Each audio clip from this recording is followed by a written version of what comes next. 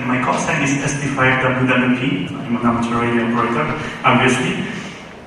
And I want to show you, or rather talk about the remote radio unit, which is a new piece of hardware that we are designing. But before we start, let's look at the existing amateur radio repeaters that are outside this room in different locations and serving different purposes. So a repeater is a radio device that receives our signal on one frequency and retransmits it the other. So for example, you can work with analog FM modes. This is what's usually done in amateur radio repeaters. So there is a receiver, a transmitter connected together using a controller. So for example, you can have the receiver waiting for the carrier to appear, and then when that's detected, the demodulated signal reaches the transmitter and the signal gets transmitted back. So it's used for range extension, for example, so you can reach a local repeater which is usually located somewhere high. At least its antenna is located somewhere high to have very nice visibility over the region. So you can reach that repeater using your low power radio, and the signal retransmitted is, let's say, 15 watts or 50 watts or 100 watts, depending on what your country allows you to do. I believe that in Poland you can get like 50 watts, 15 watts, 1.5. That's not much, but that's what the law allows us to do. So normally repeaters are like this. You've got two radios connected together through a duplexer to a single antenna, and that works with analog and digital modes as well. This is how the setup looks like. You've got the set of two radios. In this case, those are Motorola's, very solid radios. One of the radios acts as a receiver. It's connected to the controller board, and that controller board sends the signal back, the modulated signal back to the transmitter, and also keys it, so the transmitter knows when to transmit. And of course, since you are using a single antenna, these radios are working on two different frequencies. Normally, you use the same band, but with a split. So for example, on the 70 centimeter band, you use 7.6 megahertz split. That's in Poland, at least. In different countries, the split can be 5 megahertz. So that's why the duplexer is needed, because you've got one antenna and two radios. And that's the basic setup for an analog or digital repeater. That's what amateur radio operators use right now. And if you want to get fancy, or you've got a ton of money, you can buy a solution, a single device solution from Icon or some other manufacturer that also does digital, and it looks nice. It's a rack-mounted, elegant solution. Or, if you are lucky enough, you can find a Motorola MTR2000 or some similar device that has the transmitter and receiver part embedded into a single block of aluminum. This bad boy weighs about 20 kilograms or 25 at least. Yeah, I know because I had one. And the controller is at the back, and you can use this kind of Motorola radios for digital modes as well. So for FSK, not only analog FM. So this is a solution. Now, what is the problem with the standard repeater setups that we have running, not only in Poland, but also in the US and everywhere, basically? The problem is that normally this kind of device is located somewhere at the ground level, and the antenna should be somewhere high. So you expect to have about up to 150 meters of coax, and that's a lot of losses. On this photo, that's an example of the SR5MD repeater. No, sorry, that's SR5MS. That's the M17 repeater that we had in Nowy Mazowiecki. This is a power plant, thermal power plant, and the height of that chimney is 118 meters. And the rack cabinet with the repeater was located at the ground level. It's not visible, it's behind the trees. So we had 150 meters of coax. So even if we use the coax of this diameter, still half of the power was dissipated as heat and RF from the coax itself, reaching the antenna at the top of the chimney. So that's one of the problems of classical approach for the repeaters. Then the problem is that if you run a repeater like that, you are not able to measure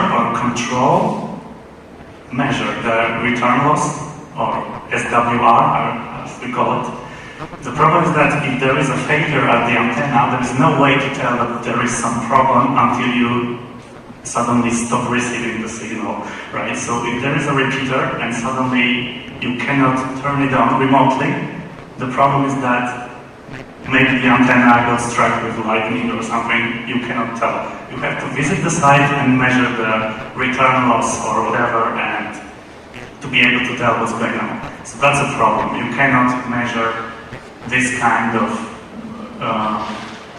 like return loss or SWR. You cannot measure this remotely.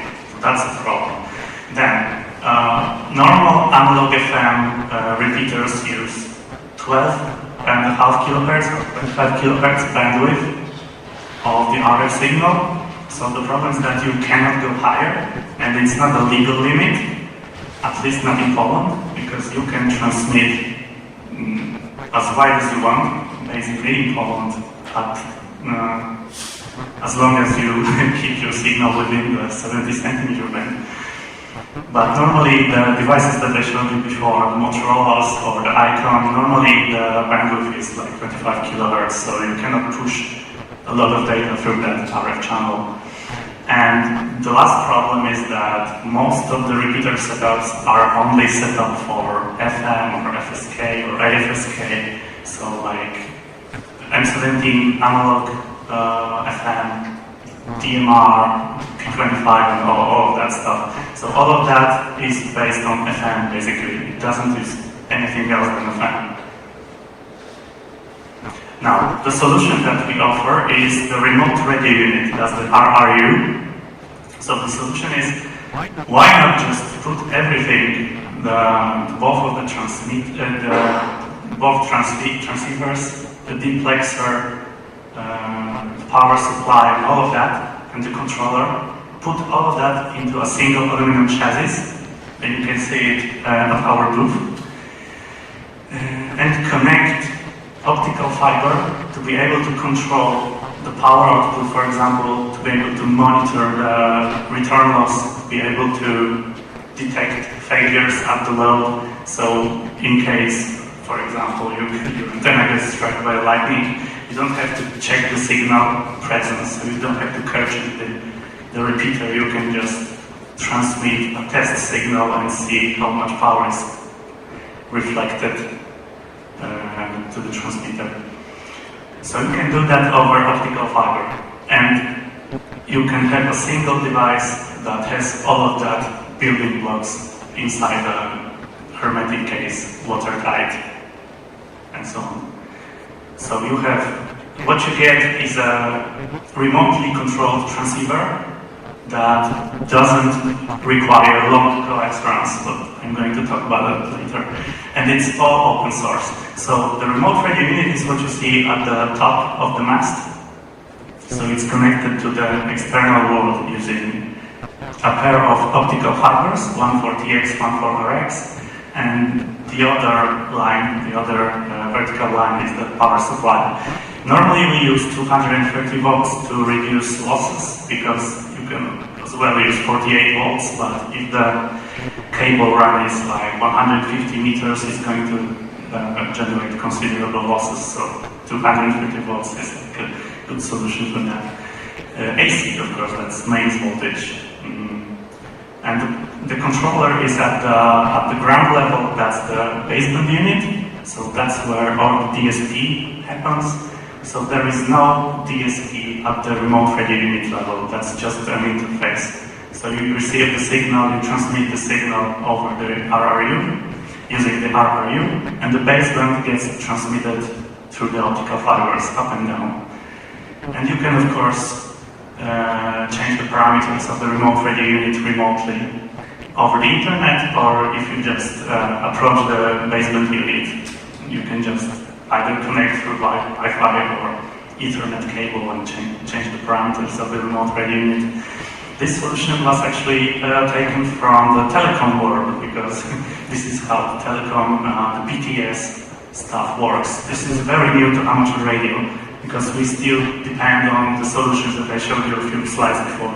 A pair of radios, a controller, a deplexer, causing a mess on someone's desk, or inside some building, and with the antenna exposed outside. So this is a very elegant solution. And this is how the remote radio unit looks inside. This is the RF part of it, actually. The whole board is, of course, everything is open source, right? You can access the schematic, you can access the board layout, the manufacturer files, everything is on GitHub. And I'm going to give you a link later. It's at the last slide. So this is the RF part of the remote radio unit. Starting from left to right, that's the STM32 that sends the baseband to two of the U11 and U7 CC1200 chips. Those are for, the U7 is for transmission. The power amplifier goes to this hole. And the power output from that is about 60 watts at CW, so at continuous wave. So for FSK and FM, that's basically a continuous wave signal. I mean, it's a constant envelope, at least, as a continuous wave. There is a low-pass filter, and that hole that looks like a square is for a circulator. And that circulator, along with the dummy load, acts as an isolator to prevent RF signals coming back from the load if it breaks or something. So if there's a short or if there's some open at the end, so if something bad happens to the antenna, nothing bad is going to happen to the power amplifier because it's protected by the isolator. And then at the end there is directional coupler, at least, two of them, one for each direction, and those chips behind, U12 and U13, the chips below, those are power sensors. So you can actually have access to forward and incident and reflected power in real time, and have that data transmitted back to the optical fiber and the baseband unit so you can monitor it. That connector goes to a Raspberry Pi, and that Raspberry Pi is connected to an Ethernet to optical fiber converter. So this is, and that part below is the power supply.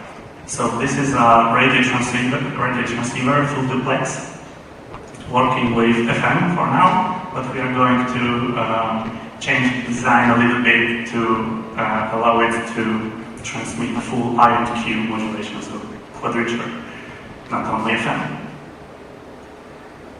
This is a real photo from Andreas, OE3 ANC. This is a built unit. It comes with a milled aluminum case for heat sinking purposes, and it's all populated and ready to go, and I think it's even operational. It has been tested. Now, what are the advantages of using remote radio units instead of just classical repeaters using error radios?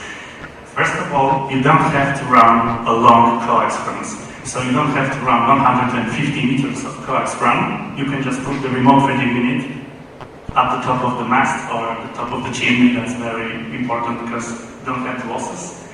You don't have all of the interference and all of the problems and the cost of the piece of copper and aluminum. Then minimal interference, because when you get rid of that 150 meters of coax and when you replace it with optical fiber. Optical fiber does not emit any RFI, so that's very good. So it doesn't pick up any additional signals that you would not want, and it doesn't transmit anything that you would not want. Then you can remotely supervise the operation of the device, because you can connect to the device and you can actually ask it to speed up the data, like forward power, current consumption, and parameters like that, the reflected power as well. So you can monitor that remotely, which is very convenient. It's not really used in amateur radio that much, but I think the remote radio unit is going to change that, at least in this sense. Then wideband operation. The current remote radio unit that we have does not allow for really wideband operation, because it supports like maybe 50 kilohertz of FM, which is not really used in amateur radio because we are limited at 25. And the CC1200 is going to be replaced with something better in the next revision. I believe it's going to be the Semtech SX1255 chip, which does full IQ modulation and demodulation. So it's going to allow us to transmit and receive tetra signals, 64 QAM signals, and whatever you can imagine that fits into 500 kilohertz of bandwidth, which is nice. Because amateur radio right now is limited to like 9600 bits per second, and that's like, wow, that's high speed. No, it's not high speed. We want to change that. With the 64 QAM, we were able to transmit 2 megabits of data, 2 megabits per second, using like 400, 380 kilohertz bandwidth reliably. Yeah, that worked. We have tested that. Oops. Yeah, so that's the room for improvement. We can use different chips with full IQ modulation, allowing the device to run with something else than just FM. Because the demo board that we have in the other room uses the CC1200 chips, and that's FM only, so we are going to improve that later on. And if you want to read some more about the remote radio unit, so that's the link to the M17 Wikipedia. There's a set of links for the GitHub repositories with the firmware, with the hardware design and documentation. So that's all for you. So I will just give you a moment to scan the code. Okay. So that's it. Thank you very much. And if there are any questions.